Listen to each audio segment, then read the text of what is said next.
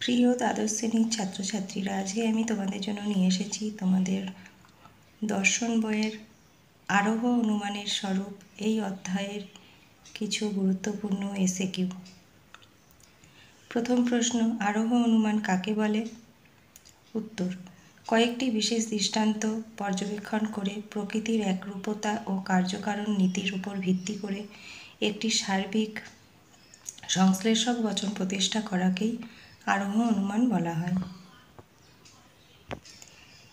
পরের প্রশ্ন, আরোহ অনুমানের একটি উদাহরণ দাও।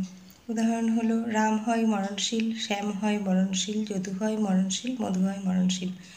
অতএব এর থেকে সিদ্ধান্ত করা যেতে পারে সকল মানুষ হয় মরণশীল। আরোহ অনুমানের দুটি বৈশিষ্ট্য লেখো।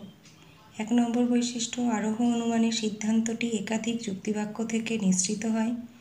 2 নম্বর, আরোহ অনুমানের সিদ্ধান্তটি সামান্য সংশ্লেষক বচন হয়।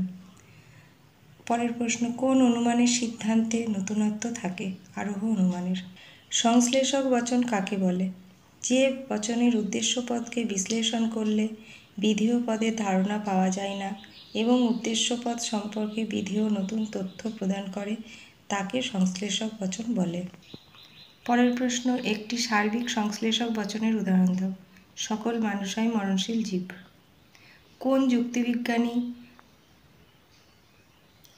যুক্তিবিজ্ঞানী সামান্যীকরণকে আরোহ অনুমান বলেছেন? জয়েস, বেইন, ফাউলার প্রমুখ যুক্তিবিজ্ঞানী। সামান্যীকরণ বলতে কী বোঝো? কতগুলি বিশেষ মূর্ত দৃষ্টান্ত পর্যবেক্ষণ করে সমজাতীয় সমগ্র বিষয়ের বিমূর্ত। সামান্যীকরণ বলতে কী বোঝো? কতগুলি বিশেষ মূর্ত দৃষ্টান্ত পর্যবেক্ষণ করে সমজাতীয় সমগ্র বিষয়ের বিমূর্ত ধারণা গঠনের মানসিক প্রক্রিয়াকে সামান্যীকরণ বলে। পরের প্রশ্ন, আরোহমূলক লাভ কি? উদাহরণ দাও। আরোহ অনুমানের বিশেষ জ্ঞাত সত্য থেকে সামান্য জ্ঞাত সত্যে অগ্রসর হওয়াকে দার্শনিকরা আরোহমূলক লাভ বলেছেন।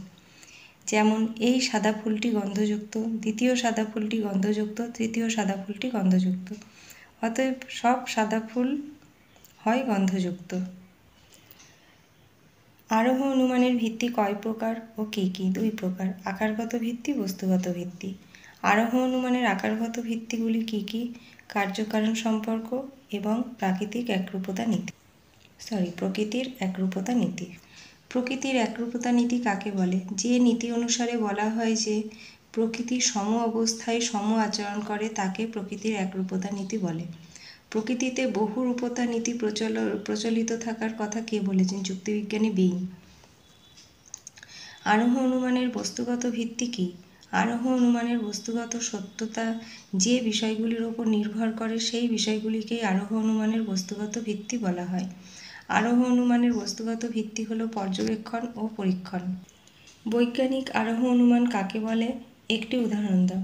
প্রকৃতিতে একরূপতা ও কার্যকারণ নীতির ভিত্তিতে সিদ্ধান্তে বিশেষ থেকে সামান্য বচনের প্রতিষ্ঠাকরণকেই বৈজ্ঞানিক আরোহ অনুমান বলা হয়। উদাহরণ, শ্যাম বুদ্ধিমান, রাম বুদ্ধিমান, শ্যাম বুদ্ধিমান, যদু বুদ্ধিমান, মধু বুদ্ধিমান, রিয়া বুদ্ধিমান। অতএব সকল মানুষ হয় বুদ্ধিমান।